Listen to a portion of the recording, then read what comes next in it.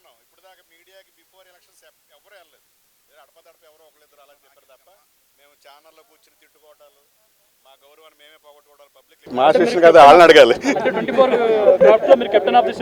మేము 24 క్రాఫ్ట్స్లో ఒక భాగం. 24 క్రాఫ్ట్స్ని మేము ఇన్ఫ్లుయెన్స్ చేస్తాం. ఇలా కాదని. అది స్వతంత్ర సంస్థ, స్వతంత్ర ఆలోచనలు ఉంటాయి వాళ్ళకి, వాళ్ళని అడగాలి. డెఫినెట్గా ఉంటుంది. ఇప్పుడు రాఘవేంద్ర గారు మా చైర్మన్, దాసనారాయణ గారి తర్వాత మళ్ళీ అంత స్థాయి ఉన్న మా పెద్ద దిక్కు లాంటి ఆయనే చైర్మన్ మేము పెట్టుకున్నది.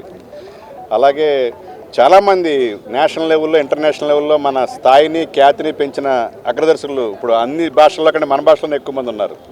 వాళ్ళందరూ కూడా అదే చెప్తున్నాను కదా, ఒక లీడర్షిప్ అనేది నిజంగా అసోసియేషన్కి ఏం చేయగలదో అవన్నీ ఆలోచనలు తీసుకెళ్ళగలిగితే వాళ్ళందరూ సహాయ సహకారాలు మెండుగా ఉంటాయి. అందుకే మేము ఆ నమ్మకంతో 2 సంవత్సరాల్లో ఇప్పుడు దాకా జరగంది ఈ 2 సంవత్సరాలు వండర్స్ క్రియేట్ చేస్తానది. అందుకే అంత నమ్మకంతో చెప్తున్నాను.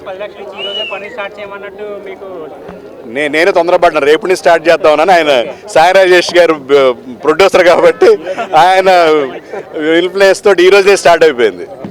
ఎస్కేఎన్ గారికి ప్రత్యేక వందనాలు. మళ్ళీ టానిక్ లా పనిచేస్తుంది మాకు ఆయన. వేరే